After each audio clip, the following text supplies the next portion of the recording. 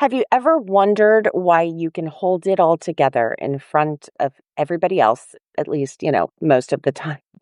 But the second that you finally find yourself alone, your whole body just drops.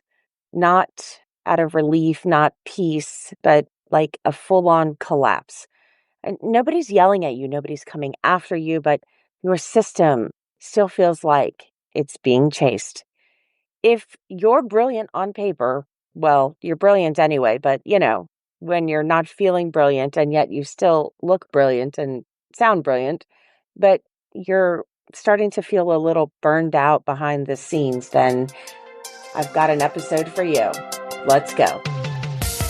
I'm Dr. Charlie Hornis, highly anxious people pleaser turned master certified professional life coach. Learning to manage my brain was so life-changing for me that I got certified so that I could teach these incredible evidence-based practices to you.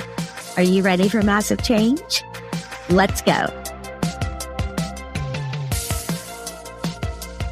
Hey friend, welcome to the Art of Managing Your Brain. I'm Dr. Charlie Hornis.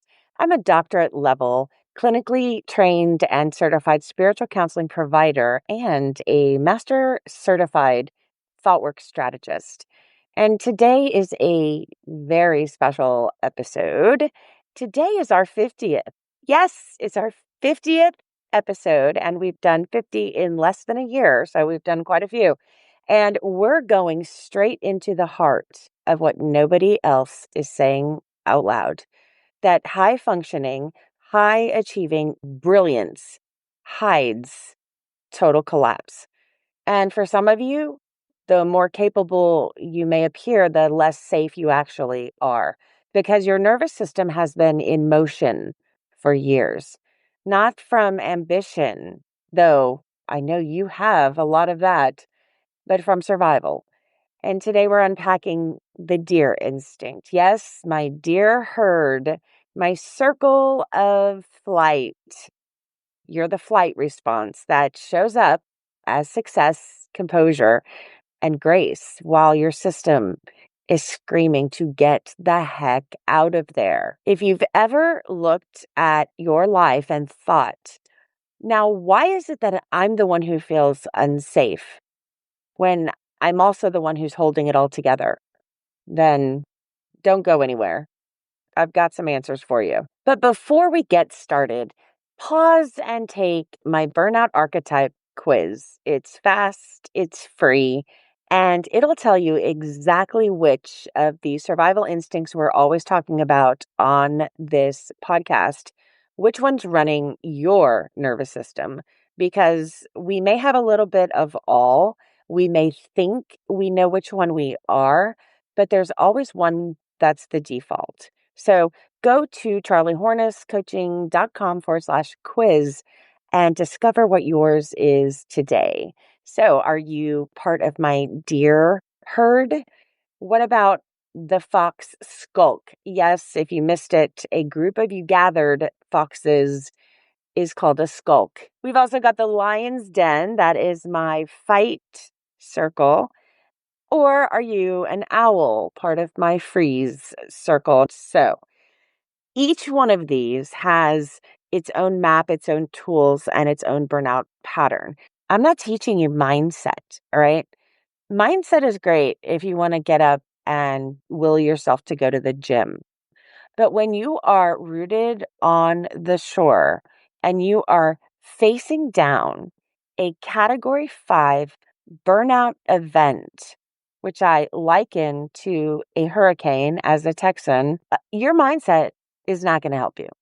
You can yell mindset and affirmations and manifestations into a Cat 5 hurricane all day long, and it doesn't care. It's taking you out. That's a Cat 5 burnout level event.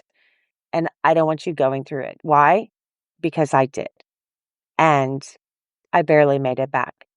And I did. I'm never going to be the same person. I'm different, but I like it. But there's some stuff that's, I'll never be the same. And it is absolutely unnecessary and entirely preventable suffering to go through that kind of event that can literally, the potential to destroy your career, your relationships, your finances. It can wipe everything out, just like a destructive hurricane can when it hits and makes brutal landfall. That is the level of this stuff. And I don't want you to go through it. And so that's why I'm practically giving you my new ebook playbook that's coming out. But you have to take the quiz first. That shows me that you're interested. This is not for everybody. It's only for people that are actually interested in shifting their mind and rewiring their brain and learning to manage their brain and catching the things upstream, right? Before you end up downstream into what I call the estuary, which is a thing. I'm stealing the word. And that is where your ocean water and your fresh water mix together when the river is running into the ocean. And it's a very bizarre, chaotic, lots of, undercurrent, and eventually it's swept out. And if you get into that spot, that's when it really starts to get hard to change, to prevent, to avoid, to pause. We don't want that because then your thinking brain isn't working at that point, and it's very hard to help until the storm has passed. And we hope that, your structures are still standing afterward. Mine were, but it took a whole lot of work. I don't need you going through that. The reason I use these storm metaphors is because that's exactly what this is. This is a set of converging forces based on certain conditions that when they come together, they create different levels of phenomena. Your first step to burnout prevention for upstream work, right? Before you're like swept out into the current. Your first step is the quiz. You got to discover what your dominant survival instinct is. And I liken these to animals because of the way that we can watch animals play out these instincts out in nature and in the wild. So we discover that. Then you grab your cheat sheet that's going to give you some pointers and immediate action right now, but nothing overwhelming, just, a one pager. And once you do that, then that's when you'll get the offer for grabbing my book early for just $9.97 because I'm not going to give it to you free, but I'm giving it to you practically free because I want you to have it. I would also love feedback. I want you to find out what your type is so we can get you started on the journey. Today we're talking about the deer herd. However, this relates to everybody. So please stick with us. There's a little bit of, something in here for all of our archetypes. So let me tell you about a woman that I have been coaching, and I'm just going to call her Sarah. On paper, Sarah, she's something. She's a powerhouse. She's like power suit, boardroom executive. She's like owns the room just by walking in. I'm in awe of her. Executive director. She's got 3 kids and the friend that everybody leans on. I don't know how she does all of this. She was the daughter everybody admired and seemed really popular. And, she told me that frustrated her once because somebody told her that it looked like her life was so easy. That was the external Sarah. And it was interesting to kind of get, peel back the onion and get to know her because that's what I'm interested in is I've said it before, as a board certified chaplain, part of my job is to know that when you say you're fine, that's the beginning of a conversation. It's not the end of a conversation. There's a lot going on inside, behind that exterior. Often it's almost the exact opposite, right?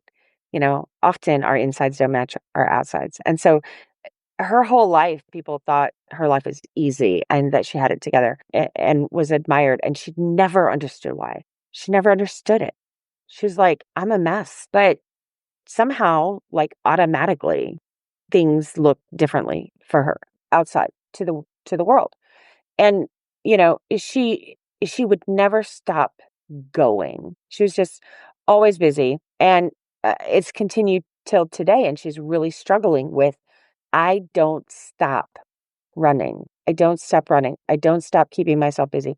I don't stop distracting myself. She ran by overcommitting. That's what she did. She overcommitted. That's how she ran. She was overgiving. She was overdoing. And when I asked her what it would feel like if she stopped cold turkey, stopped overcommitting, stopped overdoing, stopped doing too much for everybody, she said, quote, terrifying. She said if she stopped doing all the things, even though it felt like it was starting to smash her, the pressure, the weight, the centrifugal force of all the things starting to just like converge onto her. She said, terrifying. Because for her, and for every woman that is wired and gets quiz results for deer, this is the flight circle. Okay. My deer herd. Stillness does not feel safe. It doesn't. It feels like exposure. Deers don't collapse in public. Not necessarily a skill, probably more instinct than anything else. They vanish in private because that's what running does. You run. You even ghost yourself. It's not because there's like a personality issue with you, even though many deer feel that way. It's because you were trained to stay ahead of discomfort instead of learn to tolerate discomfort to the point that, we could be talking about pain, right? Difficult situations, difficult people. And there could be some event in, your life, like all of these instincts that set this off, that taught your brain that stillness and silence and not being a moving target was safe because it wasn't for you. And so you're going to outrun it. You stay ahead of it. What does that mean? That means you're brilliant as hell. That means that your brain instinctively can see all the different potential outcomes and can stay ahead of them. Very few people can do that except for my deer flight instinct. And everyone's like, oh, that's a terrible thing. It's not a terrible thing if you know how to manage it, right? Because all of these things are actually just trying to keep you alive, which means they're good. They're good. It's not bad. It's good. First of all, stop beating yourself up over it. Stop it. It's good. Let's just shift it, right? Mind shift. It's not mindset. It's going to mind shift. What does that mean? It means we rewire your brain. That's what it means. It means we change the way you think so that it changes how you feel, which changes what you do, which changes what you get, right? Flight isn't a failure. It's survival. And today we are going to name it for what it is. Because the deer response, the flight response, it's not like indecision. It's not a negative. It's just an instinct. And it's part of your nervous system. And it's the part that whispers, if I move fast enough, nothing can catch me, especially anything that hurts, anything that will hurt me. But what happens when even motion stops working? All right, let's break down a little bit of the neurobiology of this phenomenon known as flight. So here's what's happening in the deer body. When your brain detects any kind of danger on the horizon, because as we learn on this podcast, your amygdala is always looking for danger and is overjoyed when it finds it. So it's always exaggerating as much as possible any potential danger out there. So when your brain detects it, it doesn't see a clear path to fight and win or to stop moving and hope that it goes away, like we talked about last week. If you missed it, last week we talked about the freeze circle, which is my owls, my parliament of owls, which are all incredible, and you all think something's wrong with you, and there is nothing wrong with you. You are incredible and perfect, but you are really good at stopping and kind of, blending in with the furniture, which is what I did. I would hope that I looked like a lamp, and then, Bob from accounting would keep walking. So you can't stop and blend in, freeze, and be quiet. Don't say anything so that you don't get attention drawn at you, and you can't fight off the threat. And the only option is to run. Now, that's more of the primitive idea, we do have the fourth one, my sculpt of foxes, which is the fawning, people pleasing.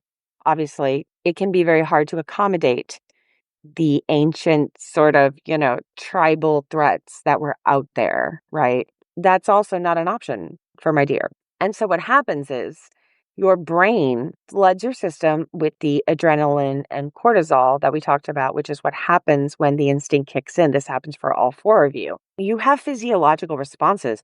Your pupils dilate. Your digestion slows. Often that incredible book, if you've not read it, Why Zebras Don't Get Ulcers. Dr. Robert Sapolsky, he talks about how in these survival instinct reactions, our body literally starts to shut down so that it can conserve as much energy as possible and divert as much energy as possible to where it's needed to fight, to flight, the oxygen and blood away from our brain and away from our digestive tract. And he even talks about how our reproductive system shuts down.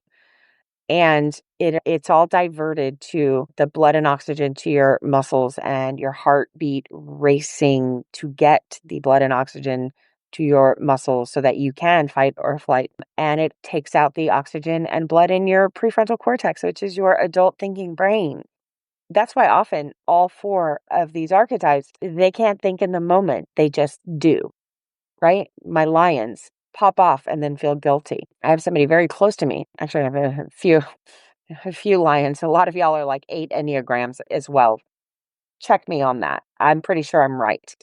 If you're a lion, you probably got an 8 wing in there at least, I would imagine. You have all of the energy diverted to that so that you can do what needs to be done to save you, which includes a whole lot of havoc wreaked on your body. And that's what that book is about, the Why Zebras Don't Get Ulcers, which is such a cool title, but it's an incredible book.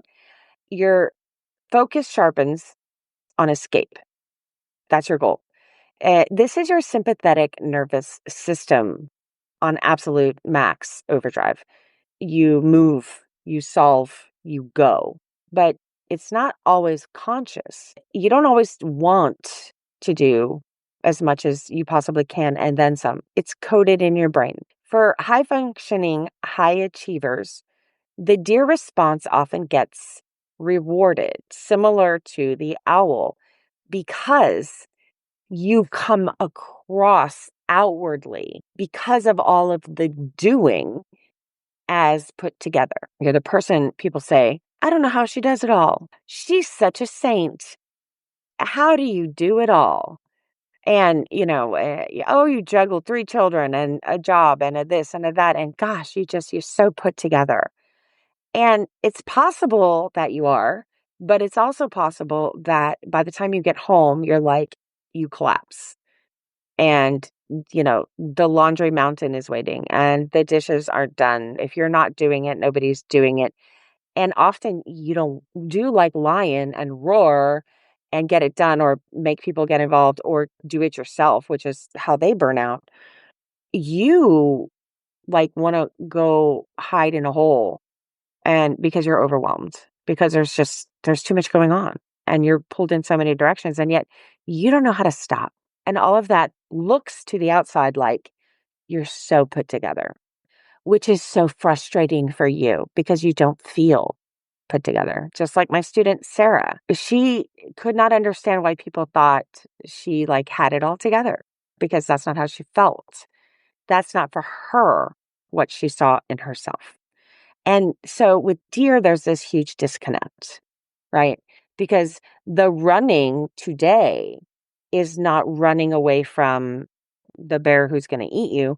The running today is overworking, overfunctioning, right? Not in a way that pleases people. That's different because that's a whole different archetype. If you stop, your body believes it equates to death. It's that dangerous. Silence, stopping, because then the pain will catch up with you and then you won't be staying ahead of it. So you're always, you know, going from one to the next, to the next, to the next, and full plate and all of that. So you're always quote unquote on top of it, seemingly. But what other people don't see is the cost this has on you, that your body only knows forward motion, forward trajectory. The rest feels like risk. It does to your nervous system. The slowdown feels like risk. The staying around and not moving on. I know somebody who's a dear friend, not student, so not I have never done an official archetype diagnosis.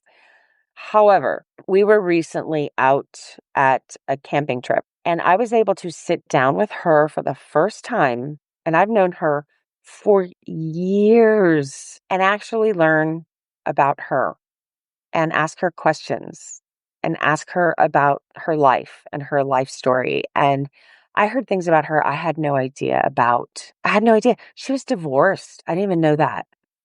You know why? Because she never stops. When we're at functions, and she loves to host, she's always just like constantly doing, cleaning, picking up this, that, and the other. And there's plenty of people to do it. There's caterers there and stuff. Like, she doesn't have to do all this stuff. I've never been able to sit down and have a conversation with her. And I mean, we're in like the same circles, so we see each other all the time.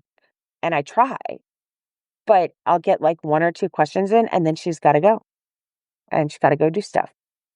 And it's the most interesting thing. I didn't get to tell her any of this because she doesn't stop long enough for me to talk to her. I'm like, hey, I can really help you with, hey, did you know that you're a deer? Hey, would you like to take a quiz? No, she won't stop.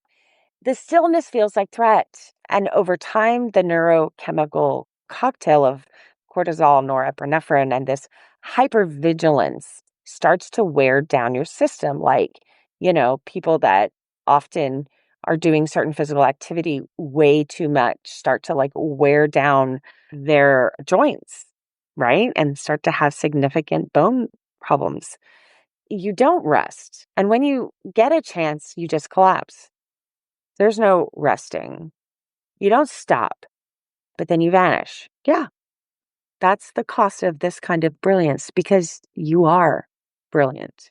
All four archetypes have their own unique brilliance. It's amazing to watch.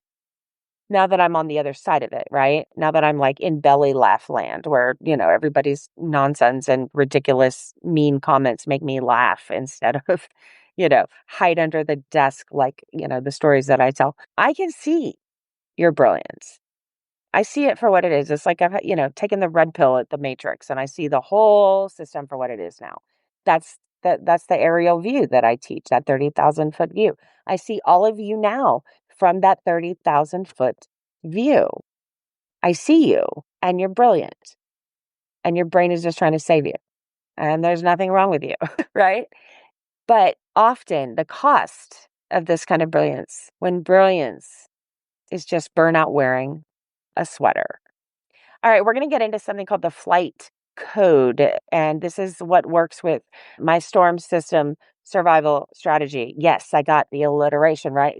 I love it. If you've been watching me since the beginning, you know me and my obsession with alliteration. So let's map this into my storm collapse curve. So if you aren't familiar with that, let's go over it real quickly. So it's an acronym. So the S is the systemic pressure, right?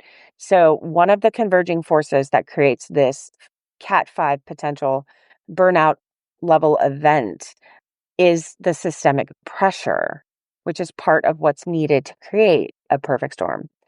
Systemic pressure, you learn this early, that stillness equals laziness. So this is external forces that tell you certain things that create these converging forces. So for you, external forces are telling you rest is lazy, right? Maybe you were raised in that kind of family systems, that action equals worth. Your self-worth is attached to your level of action.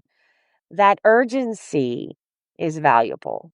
None of that is helpful. Look at that again. Listen to that again.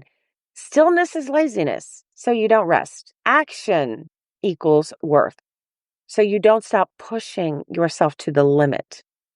And urgency equals your value.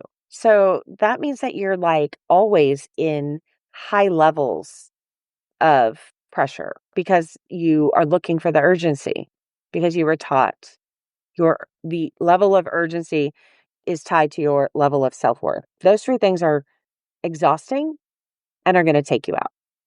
Deer have one of the highest capabilities of, the closest to Cat 5 plus burnout level events. And that's because of the level of pressure that is within this coming storm of burnout for you.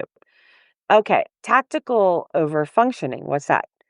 You became the fixer. You're the one who gets it done. And it's now this is not like the lion. The lion believes, and that's our fight circle, right? Fight Club. And that's our fight circle. The lion gets everything done not because of needing to stay busy to equal their self-worth, like we just talked about.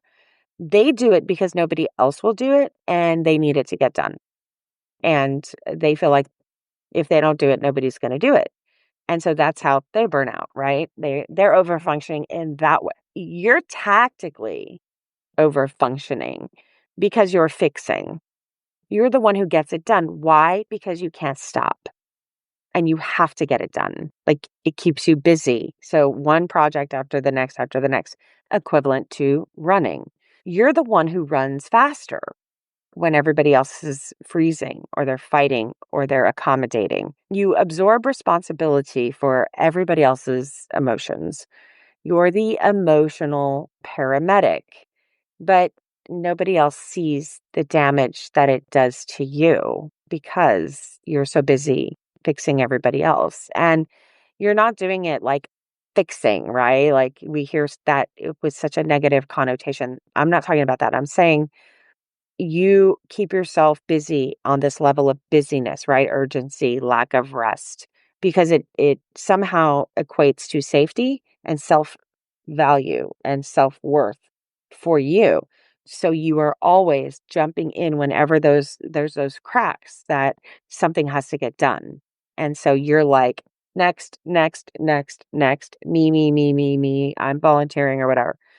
And this is going to translate different in your life because what's also interesting about using this metaphor for weather and the perfect storm concept is that, when you're watching the Weather Channel and they have that, that funnel thing that, shows you all the different potential trajectories of a storm when it's further out into the water.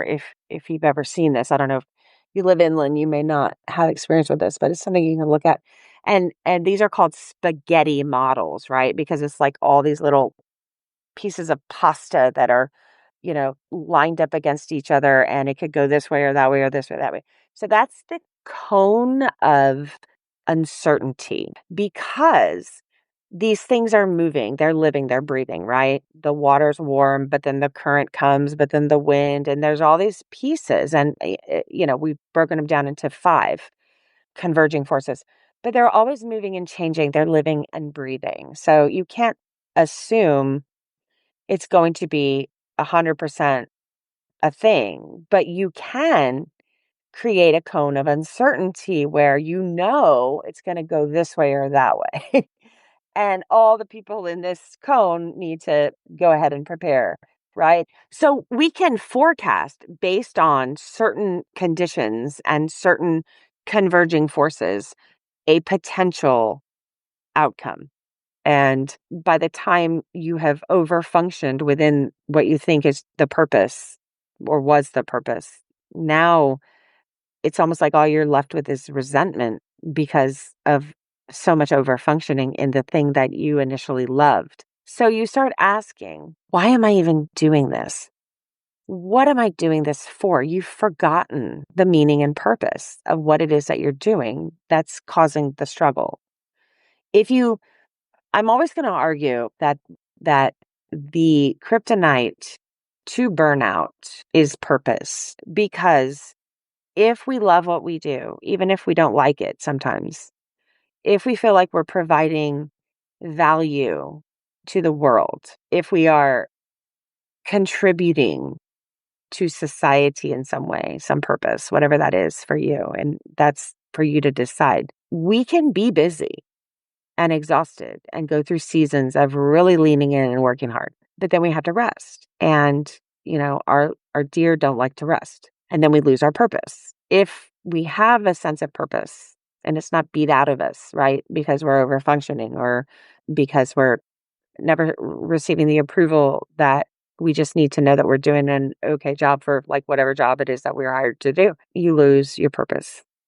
And then you cannot function in high pressure and high capacity situations. And this is very downstream, right? If we're talking about the upstream, downstream, estuary, hurricane, right? There's like 4 stages. And well, then there's like land where you're totally safe. Run away. You're not taking the rest and you're not getting the rest. You're not taking it because you're running to stay ahead of the pain, right? And you're not getting the rest because everybody thinks that you have a way higher capacity than you do. And this is brilliance. Again, this is your brilliant survival mechanism, keeping you ahead of the storm. However, what you're doing, right? It thinks it's running from the storm. What you're actually doing is like floating down the river downstream towards the estuary into the actual gulf, into the danger. That's what you're doing. You're drifting down. Some are going fast, some, with rapids or whatever. And some are just kind of like ghosting themselves down the river. And the problem is that you will come straight face first into a hurricane that's coming for you directly because you're in its cone of uncertainty. And the more you do this, the more certain the cone becomes, right? It's a moving, breathing, living system. And as we get closer and closer to a crisis of meaning, right? Meaning crisis, the M of the storm, the less and less likely it is that we can prevent it because we are drifting closer and closer and closer to landfall. And this is especially complicated for deer because the whole point is that you're running from it, right? That's what your brain thinks you're doing. This is one more thing to put on the list of what Charlie teaches that is entirely counterintuitive. The more you run, the closer you get. That's what it is. That's the counterintuitive piece of deer. And all of these have one that just doesn't make any sense. And the reason it doesn't make any sense is that you are running outdated software. You are coding outdated, HTML blocks or whatever.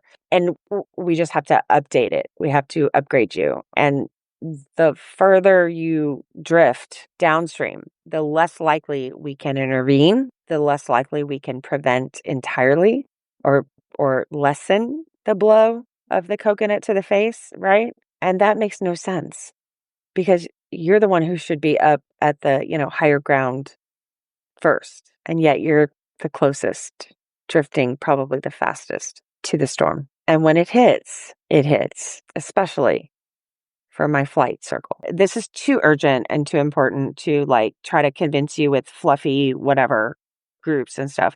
If you need this, you need this. If this sounds like something that you relate to, then it's for you. And when we're talking about preventing, it means you do it now. You don't do it when you're in burnout, when you've passed that 4th stage of rupture into that threshold transgression, because then you will be tossed into that crisis of purpose and meaning. And you don't want to go there.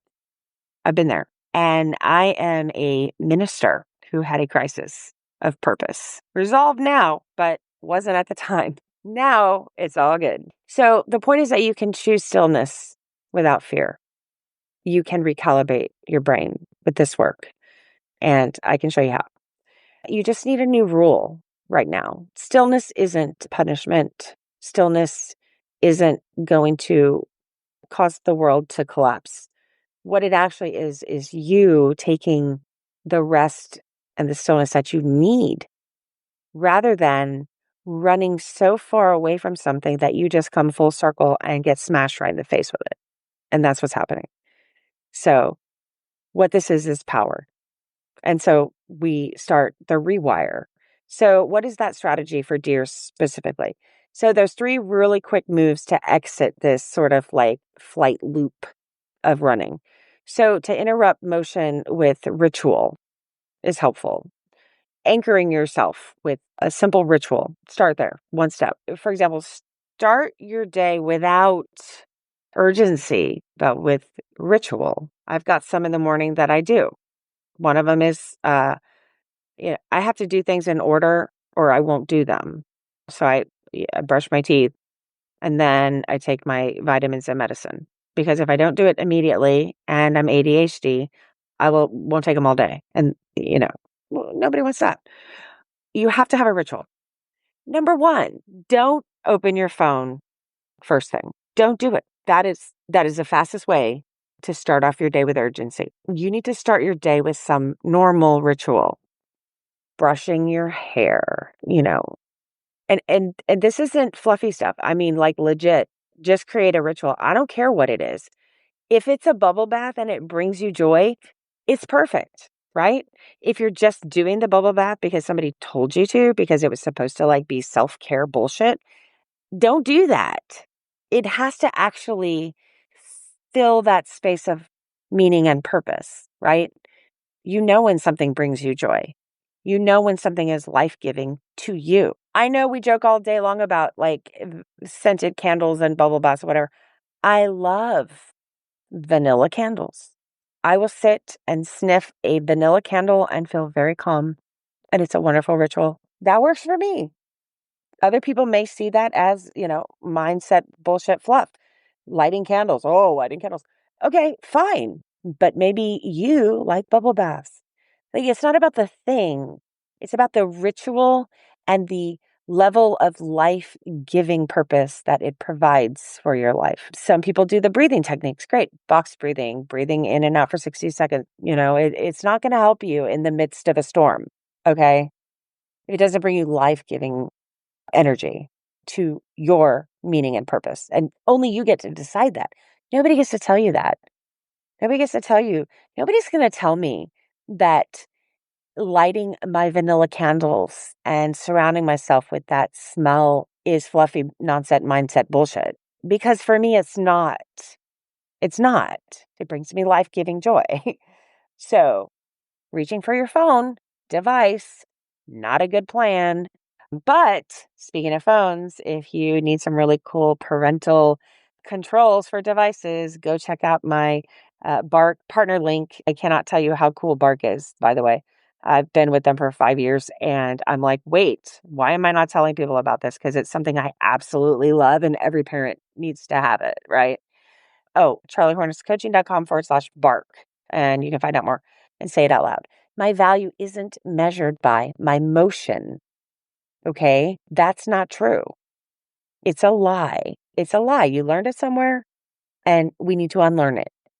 What does that mean? It means that you wired literal neurons together to teach your brain to believe and follow the neural pathway that they get a dopamine hit if they go that direction. And that direction is measured in movement, equaling your self-worth and your value. It's not true. We're going to rewire it that way. Literally rewiring your brain. That's what we're doing. That's what all this stuff that I have is teaching you. That's the goal. That's the how-to, right? So I want you to write this down. That's one step to start to rewire.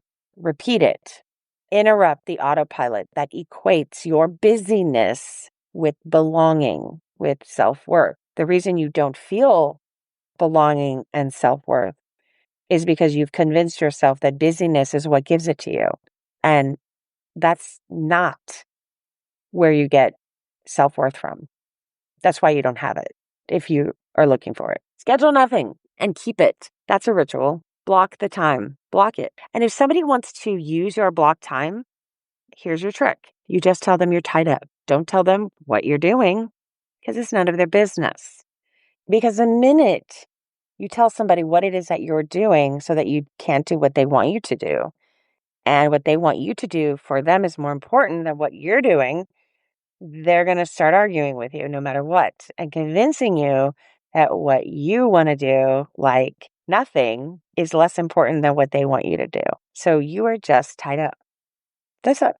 Yeah, I'm tied up. And you are. And it may be with a bubble bath because that's self-care, right? Again, if we don't know how to do self-care, then it goes in the trash with all the other, fluffy mindset, bullshit, whatever words. It has to have intention and purpose. Again, purpose, meaning if we don't have that, if we're talking about superficial, shallow stuff, then it's not going to help. Let your body sit in the safety, not the strategy, right? You're not running from anything now. What you're doing is you're identifying the counterintuitiveness of the more you run, the closer you get to the catastrophe, to the collapse. So the truth is that when you stop the running, the closer you get to safety. I know so much of it doesn't make sense, and yet it's so true. All right. If you want to know more about yourself, and go to the quiz, charliehornesscoaching.com/quiz. Find out your archetype. That will get you your cheat sheet, and that will also unlock your prevention playbook. As of this recording, the beta copy's up. Anyone who gets that now will get the updated one. So don't worry about that. But that will secure the spot for you so I know to send it to you when it's ready, which won't be very long. And you can also get on the wait list for my burnout equation masterclass, and that's dropping soon. You can start that whole process. First step is just go and take the quiz, and you'll get everything there. So charliehornesscoaching.com/quiz. So dear people, my dear people, my overachievers, you have carried so much. You carry so much, and you do it with brilliance. You do it with elegance and grace, like all of the archetypes in their own ways, right? But you do this with motion. You don't need to keep running to be safe. That's what's happening. You probably don't even know. That's what's happening. You don't need to keep running to be safe. Why? Because when you're doing this type of running and ghosting and collapsing and the cycle over and over and over again, you're just running towards the storm. That's all you're doing. You're ensuring the forces will converge as acutely as possible. You are assuring that the conditions will be as terrible as possible to create the most perfect of perfect storms. And you are ensuring that that storm will hit you directly in the face. That's what you're doing. You don't need to keep running to be safe because it's not safety. And safety is not found in the running. It's the resting. It's the blocking of time, identifying it as nothing and keeping it. And you don't need to pretend that you have this huge level of capacity, that self-worth and feelings of acceptance. And you also, that's the internal, right? That's the internal pressure pushing out. You also don't need to be told from the external forces pushing in that you need to do this crap to be worthy or to get approval. And anybody who's doing any of that kind of bizarre, passive aggressive, sticky gray, you don't quite know, you can't get your finger on it, that's dysfunction. That's why you can't get your finger on it. And that's what's going to be those external social and systemic forces that are pushing within and without, creating the pressure. You get a rest. You get to just be. And stillness isn't surrender. It's sovereignty. It is taking your own power back, your own level of capacity, deciding what is and is not going to work for you. And that's the next move. All right. So if you want to get started, take the quiz and learn to read the system. That's how we outsmart the coming storm. Because, friend, if any of this relates, it's coming. It is time to prevent it. And we do that now. That's how we outsmart it. All right. Next week, we are tackling the secret grief behind your nice girl mask. That's right. Why fawning is the most praised survival response, but also the most punishing. That's right, friend. We are talking about you, my fawning circle, my skulk of foxes. So you don't want to miss next week. All right. Take care, and I'll see you then.